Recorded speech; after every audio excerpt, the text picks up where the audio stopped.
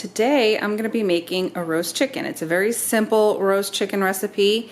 I make it all the time, usually on Sundays. It's delicious. It lasts most of the week. You know, the chicken does. You can make sandwiches, salad, whatever you want. So let me show you what I do.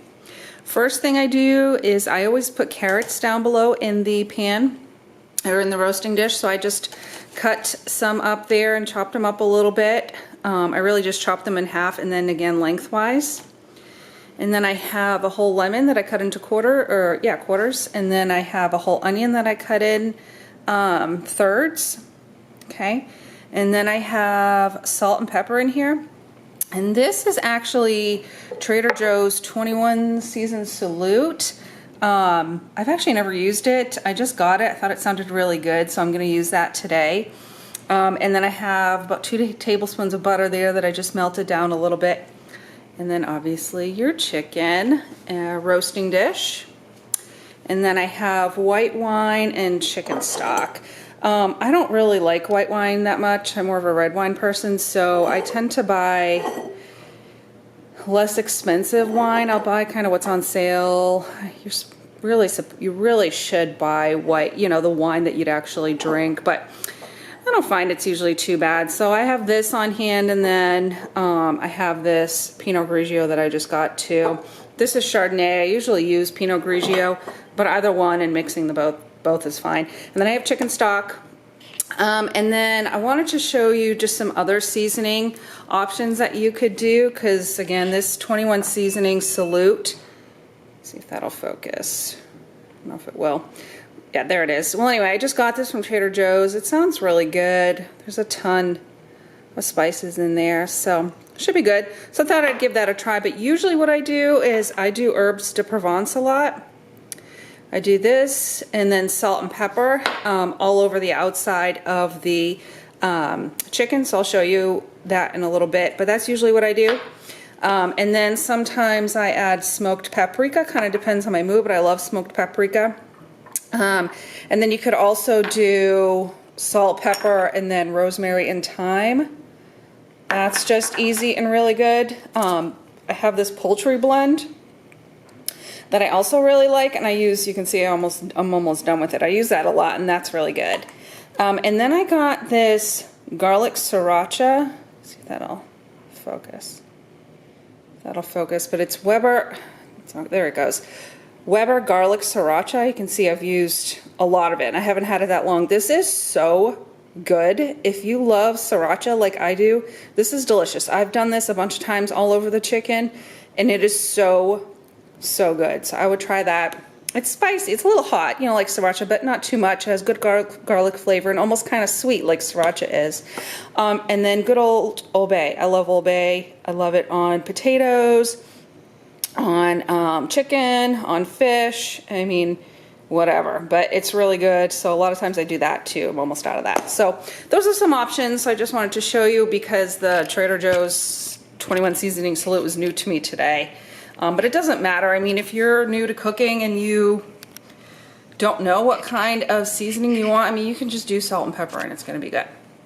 Okay, so what I'm going to do, set you up here, is I am going to season the inside of the chicken, the inside cavity of the chicken, with salt and pepper, which I have right here. And then, oh, and I have some twine. I didn't show you that. I just cut up some twine. You're gonna need that to tie the legs together. So I have this, bought a while ago. This is just gonna last you forever if you just buy some of that. If I can show you. And so I'm going to season the inside with salt and pepper, and then I'm gonna stuff it with the lemon and the onion. And then I'm going to take the butter and smear it inside the skin of the chicken. I'll show you that. And then I'm going to pour olive oil and salt and pepper on the top of the chicken. So here we go.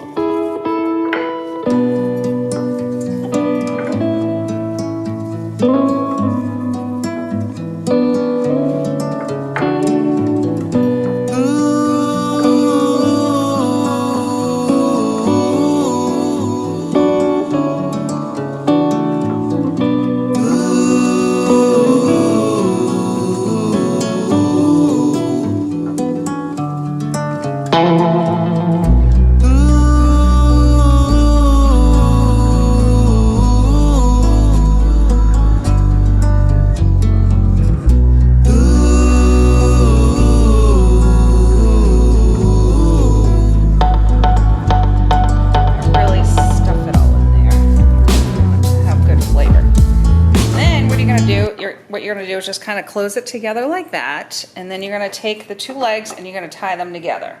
So what I'm gonna do now is carefully, because I have chicken all over my hands, so be careful of what you touch. I'm gonna tie one leg like that, and then I'm gonna kind of wrap around it and take the other leg and go right underneath, and then around it, and then around again, just like that. Okay, so it kind of holds together nicely. And then I'm going to tie it around the original loop, just like that. And then I'm going to now season the whole chicken. So it's going to go in the pan this side up, your breast side up. But I'm going to season the other side first. I'm just going to use the rest of this salt and pepper, why not, on the bottom side. And then on the other side, oh, wrong way. Before I season it, what I'm going to do is kind of, you find the little pockets of skin in here, and you just want to very gently kind of open them up a little bit. Be careful, especially if you have long nails, you want to be careful because you don't want to pierce the skin. And so now you can see I've made some pockets there, so now I'm going to take my butter and I'm going to smear it inside here. Just like that, kind of push it down. So, and you can do this exact same thing with chicken, with turkey. So that's what I do with Thanksgiving turkey. It's, not the cleanest thing to do with your hands. You're gonna get all dirty, but it's worth it. All that butter just melts into the chicken and it makes it just so moist and gives such good flavor. So just gonna stick that all in there. Kind of rub the extra butter all over the top. Okay, and now what I'm gonna do is wash my hands, and then I'm gonna season the outside of the chicken.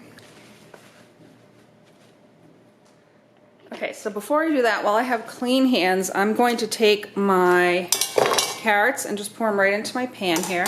And then I'm going to take those 2 extra onions and pour them right here. So what you really want to do, let me move this closer. Okay, is kind of make, kind of make like a little,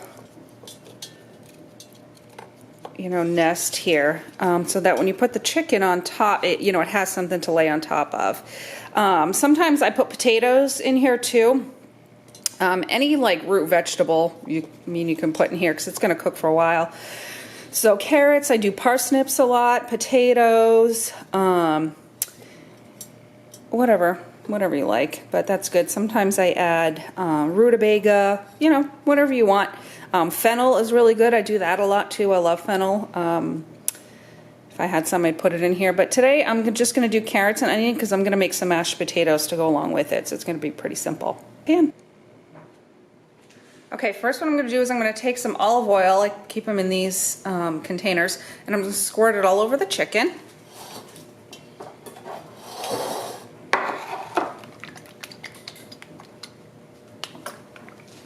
And then I'm going to take my seasoning here and I'm going to put it all over the chicken. And I put a lot. I love a lot of flavor. If you're doing something kind of spicy, I probably wouldn't put so much, but I just think the more the merrier. And since I have so much here, I'm just going to turn it around, put it all over the other side. Just kind of really push it all in there. Make sure every bit of the chicken has seasoning on it. This smells so good. Okay, that's pretty good. So now what we're going to do is put the chicken in the roasting dish. Just like that.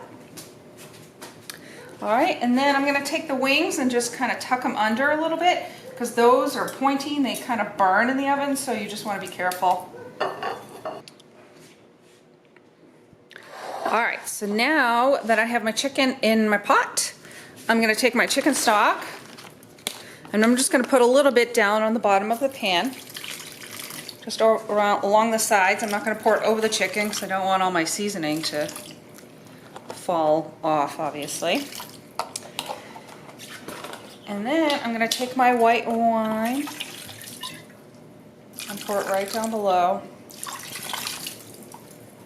I just used the rest of that. It was a little bit more than I probably should have put in there. I usually do about a cup or so if I were, I don't measure, but I would say I'd say it's about a cup if I were to guess.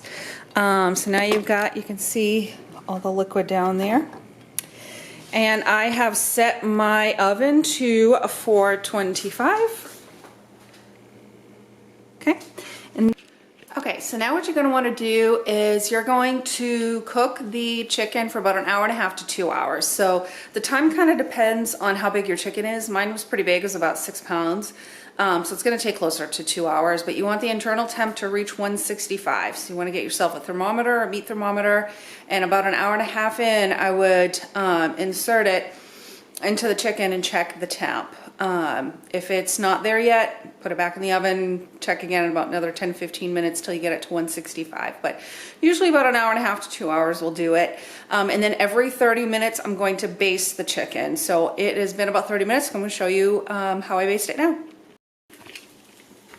All right, so it's been about 30 minutes. So now I'm going to baste it. So I'm going to take some liquid up here, fill this up, and just pour it all over the chicken. And this just helps keep it moist. And it kind of helps it from not getting too brown on top. Which you want, you don't want it to burn. There you go. That's it. And every 30 minutes you're gonna do exactly that same thing.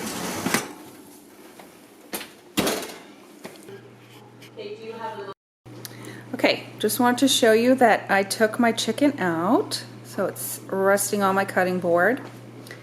This is the bowl that I'm gonna put it into, and then there are the carrots. So I'm gonna put the carrots in the bowl here, and then I'm gonna show you how I slice up the chicken.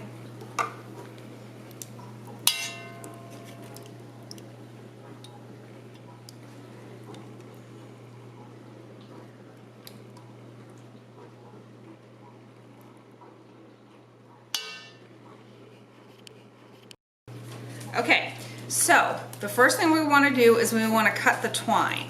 I'm going to take that off, so just do a little snip. And you will get that right off.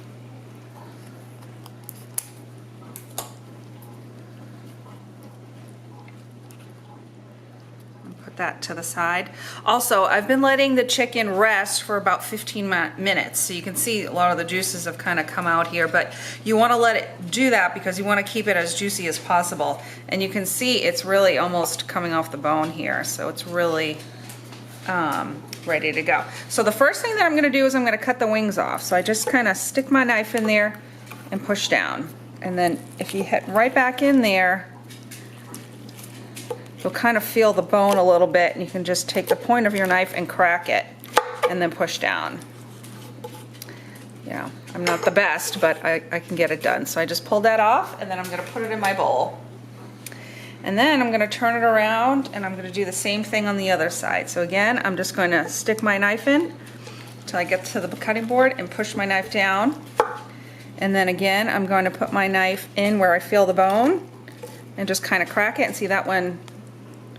Oh, my knife got stuck. That one came right off. And you see how moist it is, it's just falling off. I'll put that in the bowl. And then I'm just gonna cut the legs off, so similar thing. Just go, and when you let it roast for that long, it gets so juicy. It makes it so much easier to cut it off. So even if you're not very good at this like I am, you'll cut it off pretty quickly. So there's that. And I'll do the other leg in a minute, but I'll show you what I'll do with the breast. So usually what I do is I just kind of cut, you'll feel like the rib bones there. You can just kind of go through and cut the entire breast right off, just like that.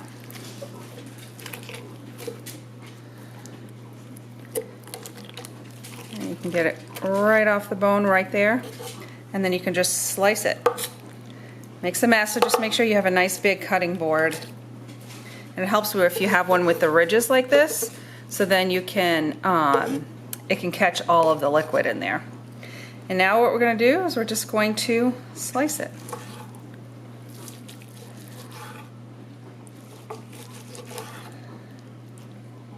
A little hot.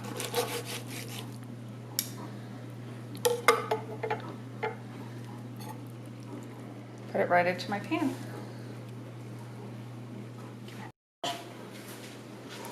All right, guys, here is the finished product. It's roasted chicken, all sliced up with the roasted carrots. It's delicious. I hope you give it a try. If you do, leave a comment. Let me know. Thanks.